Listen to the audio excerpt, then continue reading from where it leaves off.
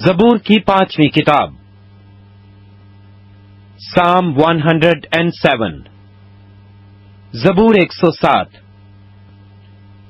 خداوند کا شکر کرو کیونکہ وہ بھلا ہے اور اس کی شفقت ابدی ہے۔ خداوند کے چھڑائے ہوئے یہی کہیں جن کو اس نے فدیہ دے کر مخالف کے ہاتھ سے چھڑا لیا اور ان کو ملک ملک سے جمع کیا، پورب سے اور پچھم سے، اتر سے اور دکھن سے۔ وہ بیابان میں صحرا کے راستہ پر بھٹکتے پھرے، ان کو بسنے کے لیے کوئی شہر نہ ملا۔ وہ بھوکے اور پیاسے تھے اور ان کا دل بیٹھا جاتا تھا۔ تب اپنی مصیبت میں انہوں نے خداوند سے فریاد کی اور اس نے ان کو ان کے دکھوں سے رہائی بخشی۔ وہ ان کو سیدھی راہ سے لے گیا تاکہ بسنے کے لیے کسی شہر میں جا پہنچیں۔ کاش کے لوگ خداوند کی شفقت کی خاطر اور بنی آدم کے لیے اس کے عجائب کی خاطر اس کی ستائش کرتے، کیونکہ وہ ترستی جان کو سیر کرتا ہے اور بھوکی جان کو نعمتوں سے مالا مال کرتا ہے۔ جو اندھیرے اور موت کے سایہ میں بیٹھے مصیبت اور لوہے سے جکڑے ہوئے تھے، چونکہ انہوں نے خدا کے کلام سے سرکشی کی اور حق تعالی کی مشورت کو حقیر جانا۔ اس لیے اس نے ان کا دل مشقت سے عاجز کر دیا، وہ گر پڑے اور کوئی مددگار نہ تھا۔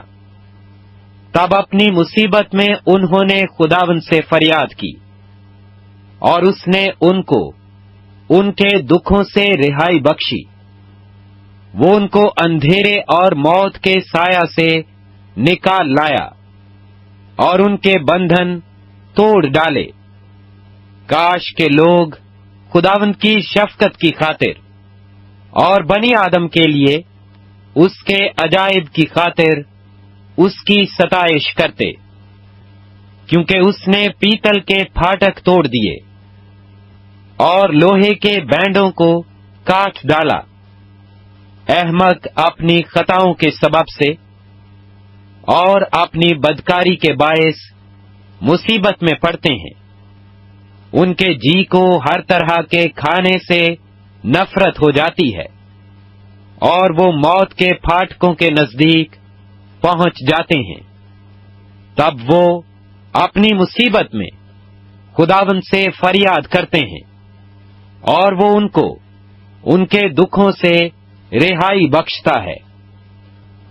وہ اپنا کلام نازل فرما کر ان کو شفا دیتا ہے اور ان کو ان کی ہلاکت سے رہائی بخشتا ہے۔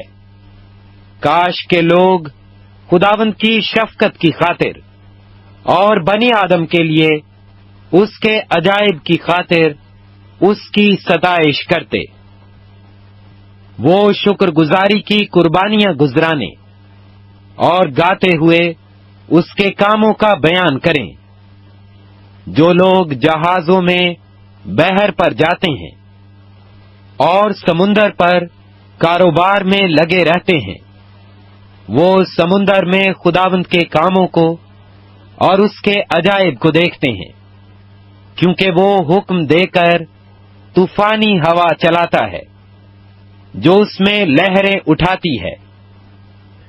وہ آسمان تک چڑھتے اور گہراؤں میں اترتے ہیں۔ پریشانی سے ان کا دل پانی پانی ہو جاتا ہے۔ وہ جھومتے اور متوالے کی طرح لڑکھڑاتے اور حواس باختہ ہو جاتے ہیں۔ تب وہ اپنی مصیبت میں خداوند سے فریاد کرتے ہیں اور وہ ان کو ان کے دکھوں سے رہائی بخشتا ہے۔ وہ آندھی کو تھما دیتا ہے اور لہریں موقوف ہو جاتی ہیں۔ تب وہ اس کے تھم جانے سے خوش ہوتے ہیں۔ یوں وہ ان کو बंदरगाह मकसूद तक पहुंचा देता है। काश के लोग खुदावंद की शफकत की खातिर और बनी आदम के लिए उसके अजायब की खातिर उसकी सताइश करते। वो लोगों के मजमा में उसकी बड़ाई करें और बुजुर्गों की मजलिस में उसकी हम्द। वो दरियाओं को बियाबान बना देता है और पानी के चश्मों को खुश्क जमीन।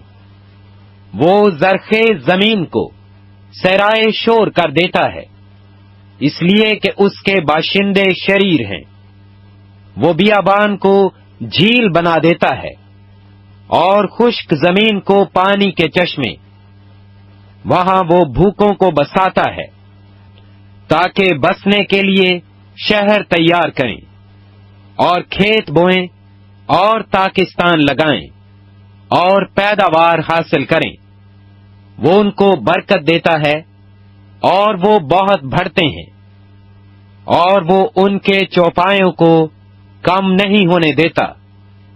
फिर जुल्म तकलीफ और गम के मारे वो घट जाते और पस्त हो जाते हैं। वो उम्रा पर जिल्लत उंडेल देता है और उनको बेरा वीराना में भटकाता है। तो भी वो मोहताज को मुसीबत से निकालकर सरफराज करता है और उसके खानदान को रेवड़ की तरह बढ़ाता है। रास्तबाज ये देखकर खुश होंगे और सब बदकारों का मुंह बंद हो जाएगा। दाना इन बातों पर तवज्जो करेगा और वो खुदावंद की शफकत पर गौर करेंगे।